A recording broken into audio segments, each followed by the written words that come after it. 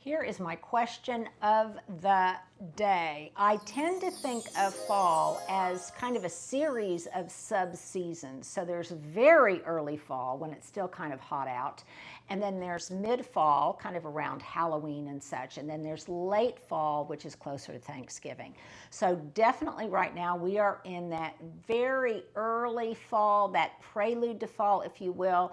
And I decorate a little bit differently for each one of those sub-seasons. So right now, my color for the month, it is September, and my color for the month is this kind of dusty, almost a French blue, because it reminds me of the beautiful skies in September. So I find that I kind of dress in it. I like to use it in little home decor touches, signature touches, if you will.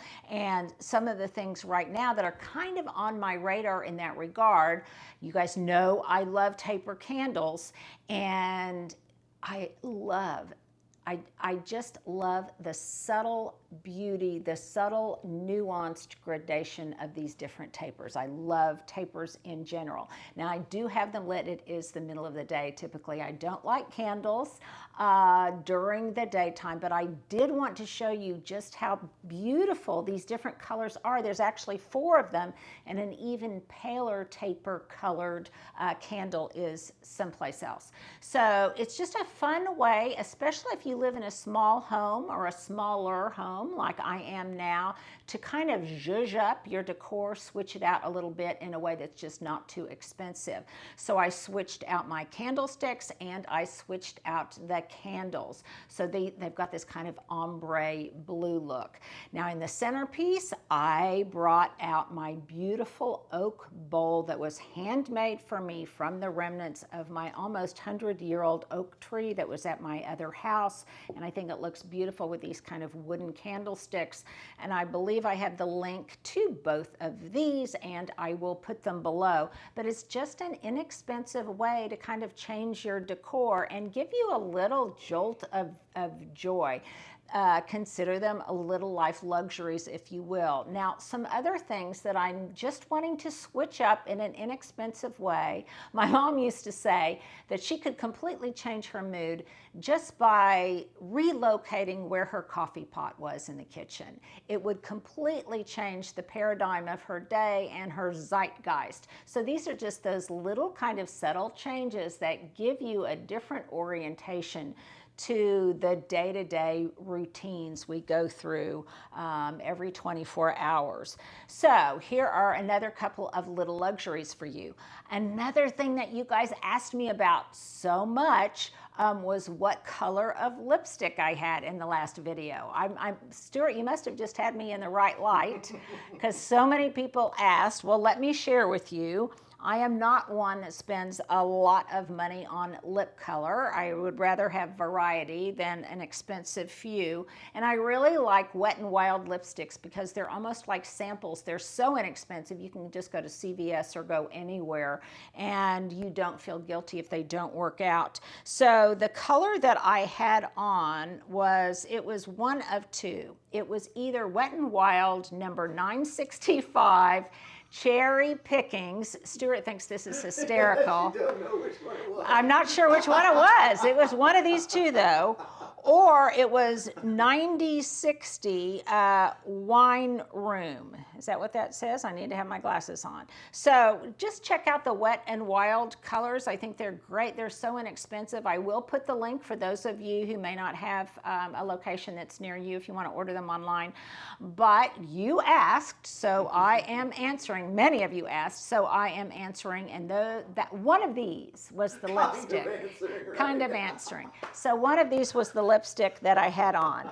Okay, another subtle little change that I am wanting to make is, you guys know that I wear an Apple Watch religiously, and I love it because it helps me, well, it just does so many things. It helps me find my phone. It helps me count my steps. It tells me what the temperature is for so many reasons.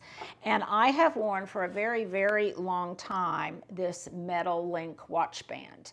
I will put a link to it. You get that, a link to my link watch band. And I've had it for a very long time, but now I just want to switch it up a little bit for this season. So for all of $16, I ordered a new tortoise shell watch band, and I don't know, to me, tortoise, anything tortoise that speaks of tortoise kind of reminds me of fall. So I got this new link watch band to break out for the season. I'm going to have to take out lots of links because I have really tiny wrists, and that's always an issue. But once I get those links taken out, it is just a subtle little luxury that will help me feel like I am bringing in the fall season. Something else that I found, and isn't it interesting how we come across something and then all of a sudden we see it everywhere? Well, I'm already starting to think about Christmas gifts for both of my kids, but I have also been looking at something that might be an icebreaker when I'm going to have a party, a girls' gathering, if you will, with lots of my new gal pals in the neighborhood, but that I don't know very well, and obviously some of my girlfriends that I've had forever. And I saw this in one place, and then all of a sudden I was seeing it everywhere. So indeed, Big Brother may be watching me. But it's called A Game of Stories. Now, I am not a game player, and I never have been. Maybe I just have trouble sitting for that long to play Monopoly or Clue or anything like that. But this is an ice-breaking game, A Game of Stories. It's by someone named Esther Perel, and it's just a place where you select a card and a question arises, and then everybody just shares their respective answers. And it's got thought-provoking things that I think will open doors into the personalities of new friends, but also make everyone share a little bit of vulnerabilities, which is another good way to get to know each other. So like one of the questions on this card is my most irrational fear.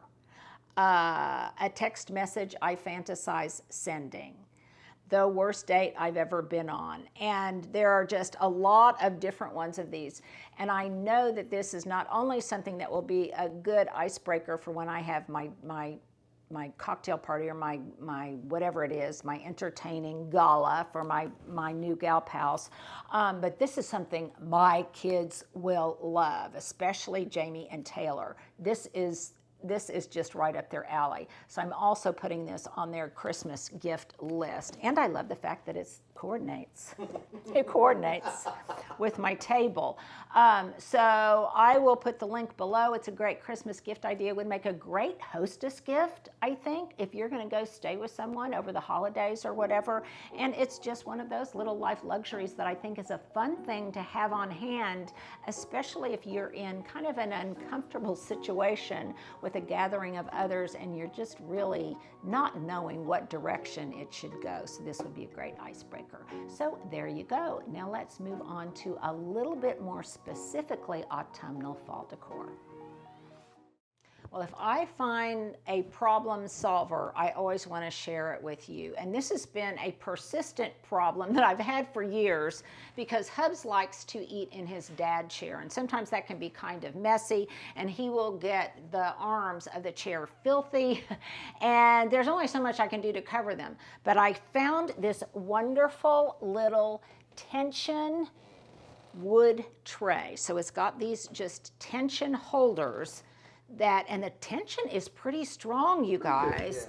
Yeah. And you just set it over the arm of the chair or the couch or whatever it is. It stays in place. It doesn't move. And it not only serves as a little table, a little tray for Hubs, but it also protects the arm of the chair. And I like this one because it matches the other blonde wood things that I've got in the house. It was not expensive, but I'm also going to get one. This is his kitchen dad chair, and he's got a leather dad chair in the great room. And I anticipate that there will probably be another option and maybe a different wood color for his dad chair in the great room. So there's just an inexpensive solution to a problem that I and Hubs have had for years. Now, as I told you, I have all sorts of different kinds of cake stands, and where I store them is in this cabinet right behind my bar stools. And I've got all different kinds in here, most of which I inherited from my mom, but some of which I found thrifting. So I've got some glass ones. You can see it's got a square top to it. I've got some that are green, some that are metal, some that are wooden. And then another thing that I look for at thrift stores are any kinds of domes of any size or shape that would go over whatever confection that I have on the cake stand. And I love little mini cake stands as well. So this is where I keep them. You can see I haven't even really finished organizing this cabinet. I need to put down my shelf paper, and I will. It's one of those things I haven't gotten to. But it really helps, I think, to use what you have in novel ways. It helps reduce the amount of money that we spend on decorative items, and it is using something that might have sentimental value to you.